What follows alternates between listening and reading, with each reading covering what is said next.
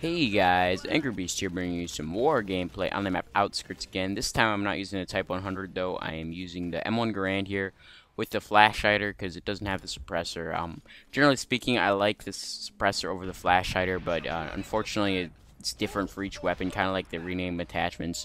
But the suppressor does have some advantages over the flash hider. I die right off the spawn there. I really shouldn't have been trying to rush that flank.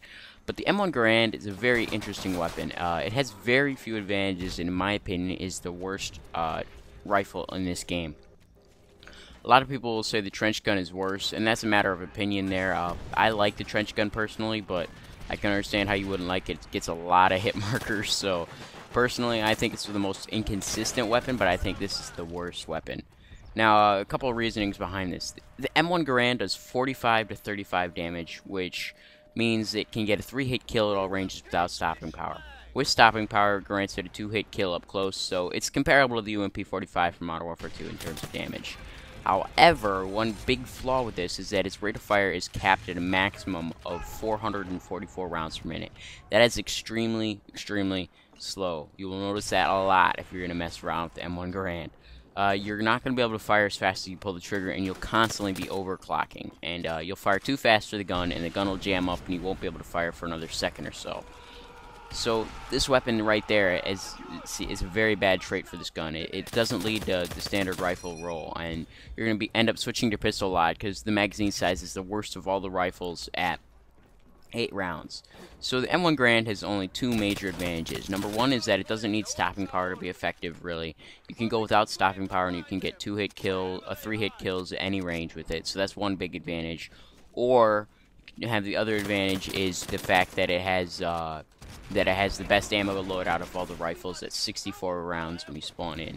So those two things right there are pretty nice, but they're not enough to justify its really, really low rate of fire and really low magazine capacity.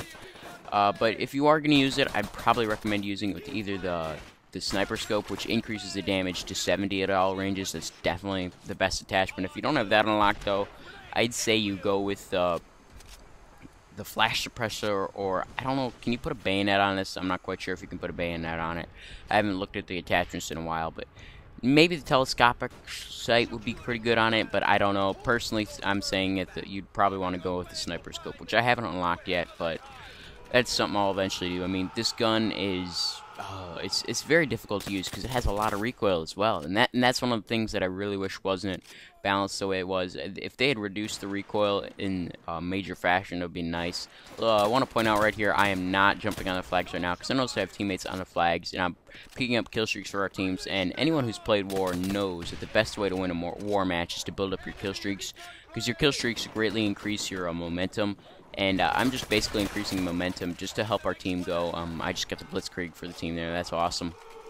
Got my 10 kill streak, and at this point I was really excited in the gameplay because getting a 10 kill streak with the M1 Garand is a very, very, very difficult thing to do.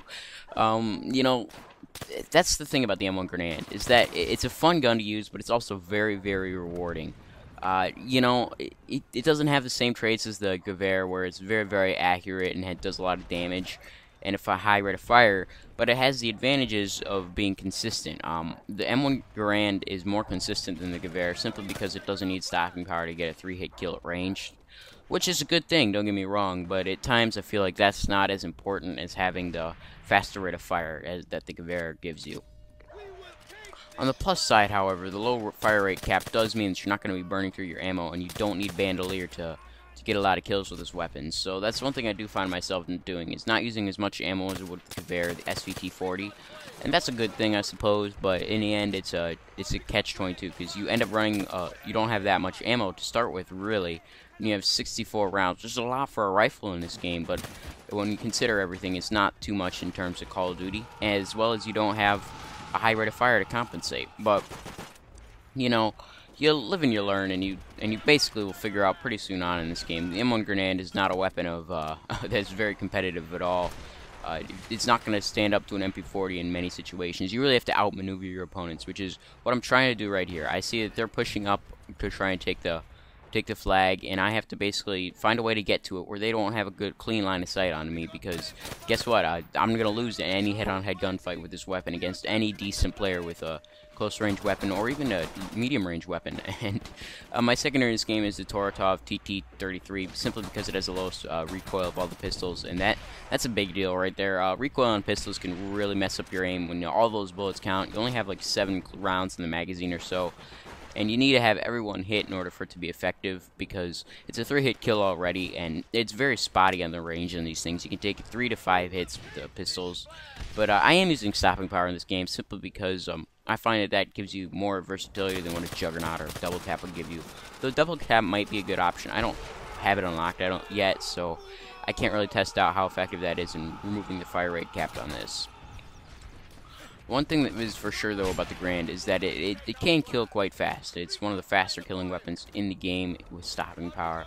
But it still doesn't kill as fast as other weapons in its class, such as the SVT-40 or the Gewehr. But that's negated by the fact that you have such high long-range damage. Unfortunately, though, with stopping power, it is impossible to get a 2-hit kill unless you're shooting at the head with this, because stopping power increases its damage to 49. As far as I know, the M1 Garand does not have any body multipliers unless you put the sniper scope on it. In this game, I'm using the frags and the signal flares. My usual setup. I mean, I like the frags over the N71s or whatever those things are called. But that's what the M1 Garand right there is good for. It's good for getting quick kills on people in tanks, because you have a good recoil that leads to a lot of headshots with the weapon, and that's a good thing. I mean, you could rely on the headshots to get a lot of kills in the end, but I do pick up a Thompson here, and that's important when you're using M1. Yeah, you don't want to be running around with the M1 all the time. If you can find a submachine gun on the ground, I honestly suggest trading your M1 for it, because it's just unreliable, and an unreliable weapon will get you killed more often than not.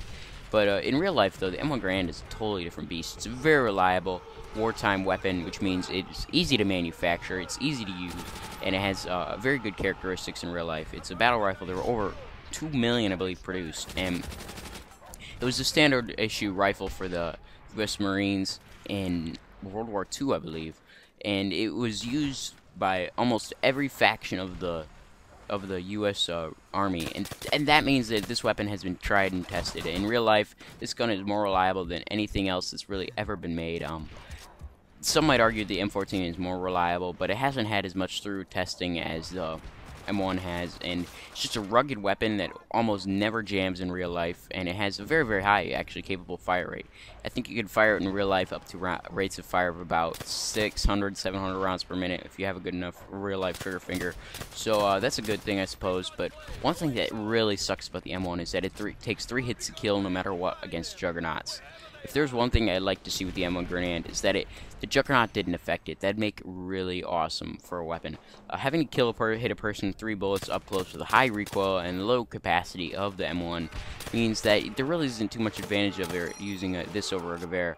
But one thing that the M1 really does have going for it is its reload times. Its empty reload is faster than any other weapons in the game, and it's faster than a lot of the normal weapons' full reloads. So when you reload the M1 Garand while it's full, you have to pull the clip out, and you have to reload it that way. But if you shoot all the bullets out, it just slaps a new stripper clip in there, which means you could reload the magazine. The clip, actually, sorry, it's not a magazine, it's a clip on this weapon. It's different for older weapons, but you can reload the clip on this in less than a second, which gives you a serious advantage in some gunfights. But if you're not going to be using all the bullets in the magazine, there really is no advantage using this gun. And this guy right here is just horrible. He's shooting at me with a DP-28, and I'm able to line up a shot perfectly and hit him twice.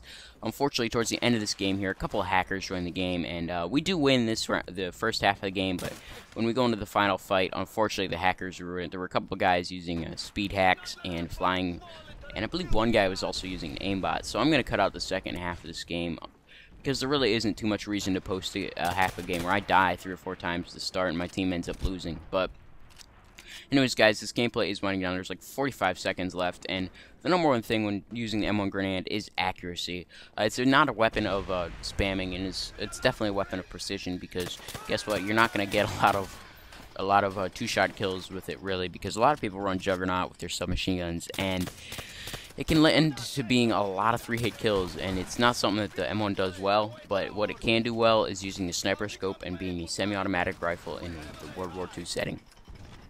But the gameplay is winding down. It's being a 35 and 12, in my opinion, the worst rifle in the game. So I find this was a pretty fun game to have. I mean, it picked up 2 10 kill streaks, 2 sets of dogs. So this is a successful gameplay in my opinion. It is very defensive, but when you're using a gun as bad as this one, there really isn't too much you can do. Pick up the nice final kill with the M1, and I'm signing out, guys. Hope you enjoyed. I'll catch you guys in my next video.